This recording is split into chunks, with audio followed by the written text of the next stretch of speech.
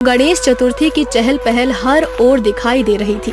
कोई नए कपड़े खरीद रहा था तो कोई मिठाइयाँ खरीद रहा था, कोई छोटी सी गणेश जी की मूर्ति अपने घर ले जा रहा था तो कोई बड़ी सी मूर्ति अपने घर ले जा रहा था।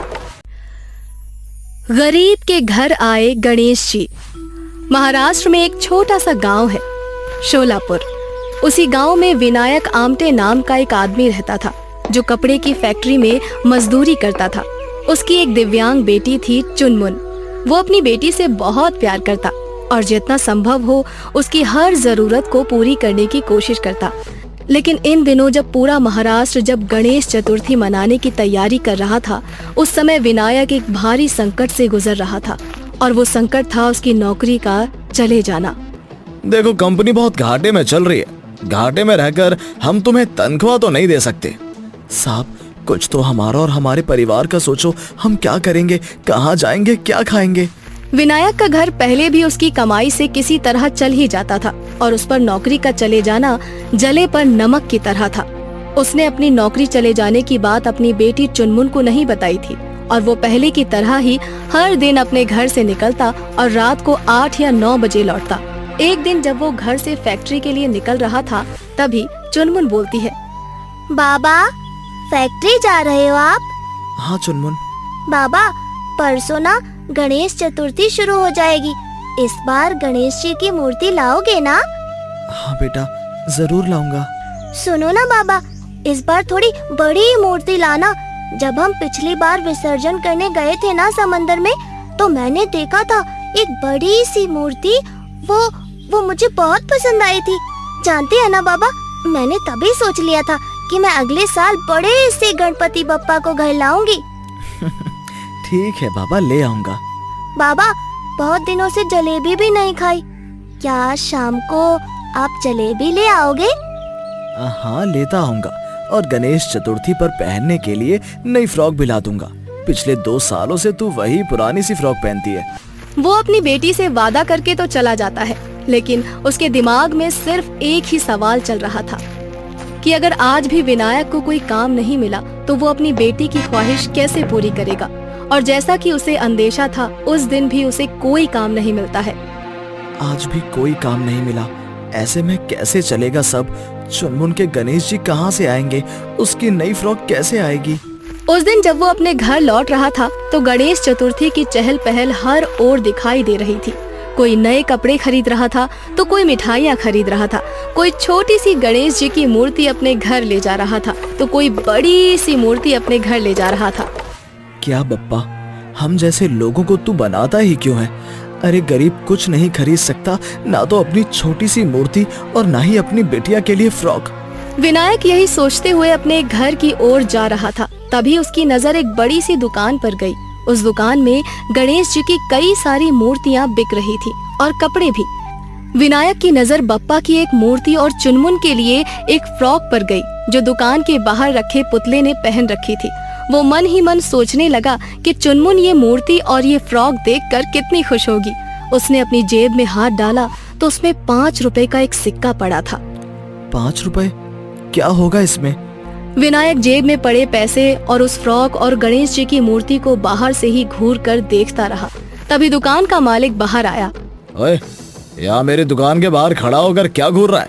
कहीं चोरी वोरी करने का कोई इरादा तो नहीं है? अरे नहीं साहब, मैं कहाँ चोरी करूँगा। मैं तो बस वो देख रहा था जिसकी जिद मेरी बिटिया कर रही थी।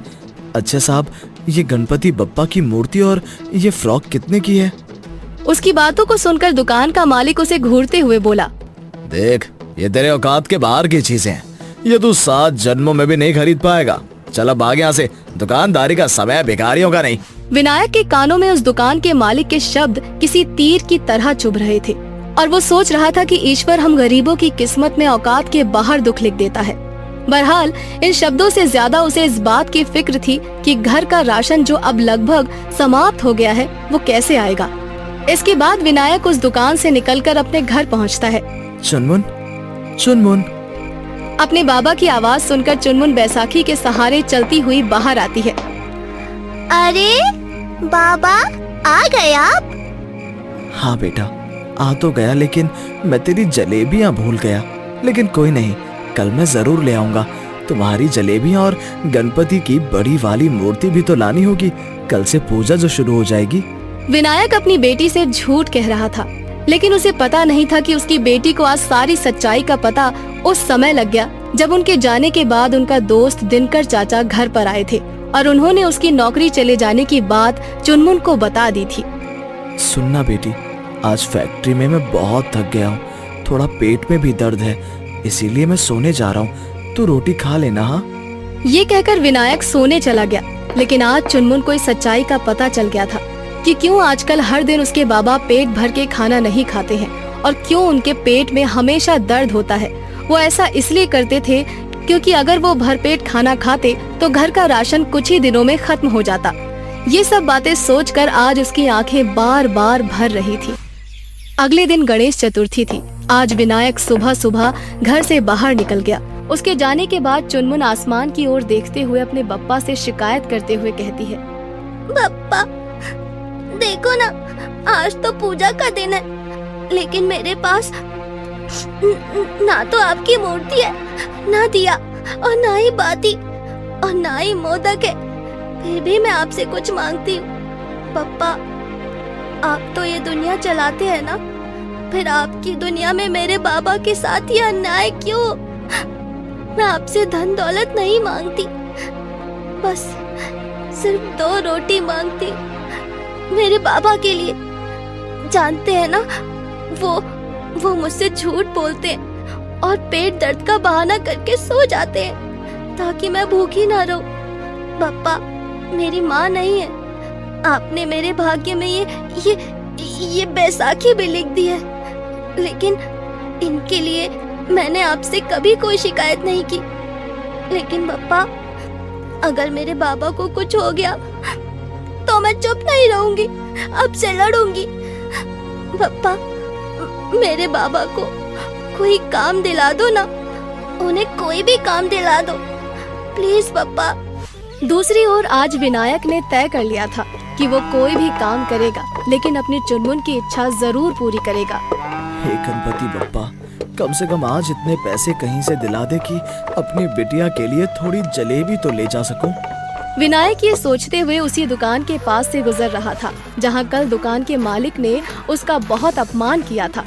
तभी उसने देखा कि दुकान का मालिक बहुत ही चिंतित अवस्था में दुकान से बाहर निकल रहा है। उसे देखकर उसे डर सा लगा, लेकिन वो इतनी जल्दी में था कि उसने उसकी तरफ देखा भी नहीं और अपनी कार में बैठकर वहां से निकल गया।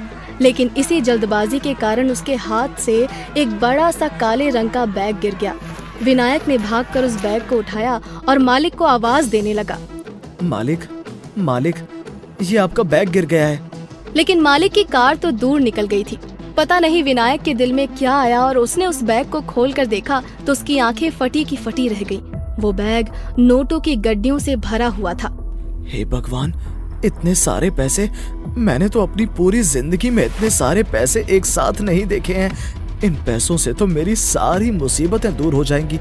चुनमुन को जो चाहिए वो मैं उसे दे सकूंगा। लेकिन इस सोच के साथ साथ एक दूसरी सोच भी उसके दिमाग में चल रही थी। नहीं, ये मेरे पैसे नहीं हैं, ये तो इस दुकान के मालिक के हैं। मैं ये कैसे ले सकता हूँ? ये तो पाप होगा। नहीं, मुझे नहीं चाहिए ये पैसे। पता नहीं इन पैसों का सेठ इसका क्या करने वाला था। वो एक बार फिर से बैग को उठाए कार के पीछे पीछे पूरी स्पीड में भागने लगा, लेकिन वो कार तो आंखों से ओझल हो चुकी थी। अब मैं कहाँ ढूंढूंगा दुकान के मालिक को? हाफते हुए विनायक ये सोच रहा था, तभी उसकी नजर उस दुकान के मालिक की कार पर गई, जो एक बड़े से अस्पताल के बाहर खड़ी थी। उस कार को देखकर उसकी सांस में सांस आ गई। चलो, अब सेठ जी की अमानत उन्हें सौंप दूं और अपनी जिम्मेदारी से मुक्त हो जाऊं। वो भागते हुए अस्पताल पहुंचा। अस्पताल के आईसीयू के बाहर उसे वो सेठ अपनी पत्नी के साथ खड़ा दिखाई दिया।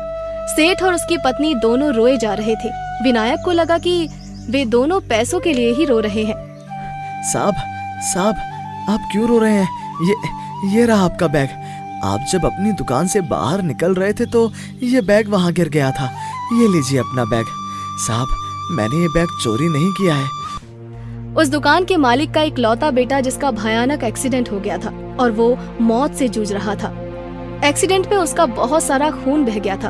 उसके बेटे का ब्लड ग्रुप बहुत ही रेयर था। इसीलिए उसने एक डोनर से बात की थी। उस डोनर ने ब्लड के बदले में बहुत सारे पैसे मांगे थे। दुकान का मालिक वही पैसे लेकर अस्पताल आ रहा था, तभी वो बैग वहीं पर गिर जाता है। इधर अस्पताल में बिना पैसों के उस डोनर ने ब्लड देने से इनकार कर दिया और दोनों पति पत्नी उसी चिंता में रोए जा रहे थे। विनायक को जब ये बात पता चली तो वो कहता है, अरे साहब, खून तो ईश्वर का दिया हुआ है, भला उसके कोई पैसे कैसे मांग सकता है? ये हवा पानी सब तो ईश्वर का है, वो तो कभी हमसे पैसे नहीं मांगता। साहब, बुरा ना माने तो मेरा टेस्ट करवा लें, क्या पता मेरा खून आपके बेटे के ब्लड ग्रुप से मिल जाए। उस दुकान का अमीर मालिक जो कल विनायक को औकात की बात समझा रहा था, वो आज उसके व्यवहार के आगे खुद को नीचा महसूस कर रहा था।